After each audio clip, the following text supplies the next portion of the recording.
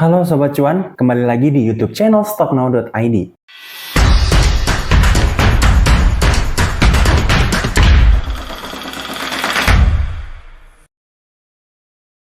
Pada pembahasan kali ini, kita akan membahas mengenai saham IPO yang akan listing di bulan April tahun 2024. Perusahaan ini berfokus pada sektor telekomunikasi. Tanpa berlama-lama lagi, yuk kita masuk ke pembahasan kupas tuntas IPO Area. Pembahasan pertama kali yang akan kita bahas mengenai profil perusahaan emiten Area. Perseroan didirikan pada tahun 2010, di mana merupakan perusahaan penyedia layanan data center yang telah tersertifikasi RED 3 untuk cakupan arsitektur, telekomunikasi, kelistrikan, dan mekanikal. Dengan rekam jejak yang baik, Perseroan selalu mampu memberikan layanan infrastruktur data center yang handal, aman, dan terpercaya dengan menjamin Service Level Agreement atau SLA sebesar 99,982% atau hanya 95 menit downtime dalam setahun. Secara historikal, Perseroan mencatatkan 100% uptime setiap tahun sejak Perseroan beroperasi. Kini, Perseroan memiliki 3 data center di 3 lokasi berbeda, yakni Area 31 Cimanggis, Area 31 Gedung Cyber, dan Area 31 Gedung Tifa 1 dan 2, serta mendapatkan pasokan listrik sebesar 25 MW.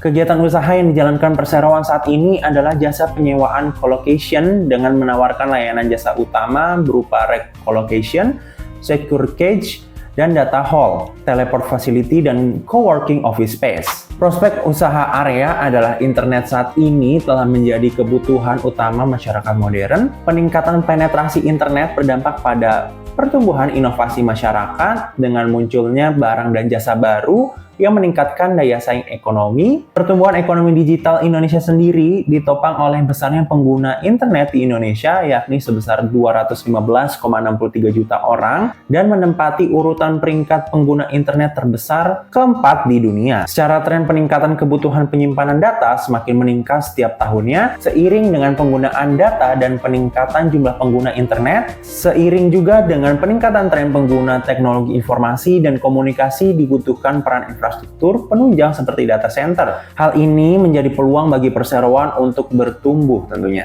Baik Sobat Cuan, pembahasan selanjutnya ini adalah informasi seputar IPO emiten Area. Adapun jumlah lembar saham yang ditawarkan sebanyak-banyaknya sebesar 510 juta saham biasa atau mewakili 20,08% dari jumlah seluruh modal ditempatkan dan disetor penuh. Jumlah saham yang ditawarkan setelah penawaran umum perdana sebanyak-banyaknya sebesar 2,53 miliar saham atau sejumlah 100% dari jumlah modal ditempatkan atau disetor penuh sesudah penawaran umum perdana saham. Adapun nilai nominal Area sebesar Rp75 per lembar saham dan kisaran harga penawaran awalnya adalah sebesar Rp120 sampai dengan Rp131 per lembar sahamnya. Adapun dana hasil dari penawaran umum adalah sebanyak-banyaknya sebesar Rp66,8 miliar.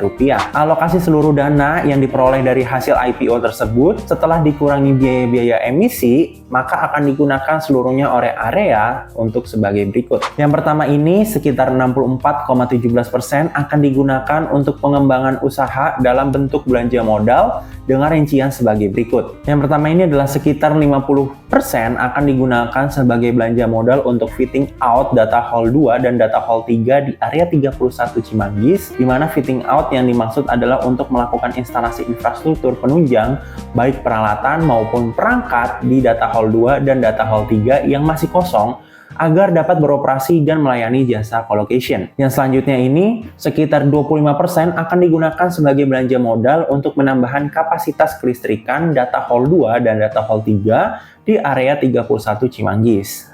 Selanjutnya ini adalah sekitar 25% akan digunakan sebagai belanja modal untuk penambahan kapasitas pendinginan data hall 2 dan data hall 3 di Area 31 Cimanggis. Yang kedua ini adalah sekitar 35,83% akan digunakan untuk modal kerja dalam rangka mendukung kegiatan operasional Perseroan secara umumnya. Kegiatan operasional yang dimaksud termasuk namun tidak terbatas. Yang pertama ini adalah sekitar 50,24% akan digunakan sebagai modal kerja untuk perawatan peralatan MEP atau mechanical, electrical, dan plumbing.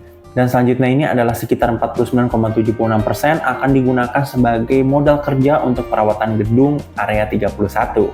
Nah Sobat Cuan, berikut adalah jadwal penawaran umum emiten Area. Pertama ini adalah masa penawaran awal pada tanggal 5 Maret sampai dengan 13 Maret tahun 2024. Selanjutnya ini adalah masa penawaran umumnya pada tanggal 25 Maret sampai dengan 27 Maret tahun 2024. Tanggal penjatahan tanggal 27 Maret tahun 2024, tanggal distribusi saham tanggal 28 Maret tahun 2024, dan tanggal pencatatan di Bursa Efek Indonesia pada tanggal 1 April tahun 2024. Sementara itu, yang bertindak sebagai penjamin pelaksana emisi efek dari emiten area ini adalah dari Panin Sekuritas Indonesia atau kode anggota bursanya adalah GR. Struktur kepemilikan saham area baik sebelum melaksanakan penawaran umum dan sesudah melaksanakan penawaran umumnya. Adapun komposisi pemegang saham area sebelum melakukan penawaran umum dengan nilai nominal sebesar Rp75 per lembar saham, untuk list pemegang sahamnya ada di gambar berikut ya teman-teman.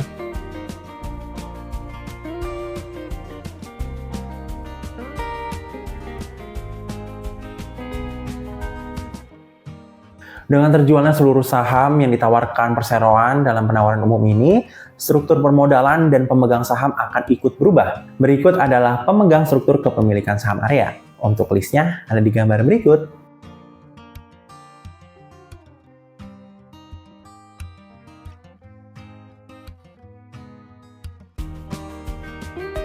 Baik Sobat Cuan, pembahasan selanjutnya adalah pembahasan yang paling penting nih, di mana kita akan melihat laporan keuangan dan rasio keuangan emiten area. Melihat laporan keuangan yang diterbitkan oleh emiten area per Desember tahun 2023 adalah sebagai berikut. Yang pertama adalah total aset per tahun 2022 sebesar Rp167,63 miliar dan pada semester 1 2023 ini naik 53% menjadi Rp221 miliar. Selanjutnya ini adalah total liabilitas per tahun 2022 sebesar Rp161,1 miliar dan pada semester 1 tahun 2023 ini turun 62,4% menjadi Rp60,1 miliar.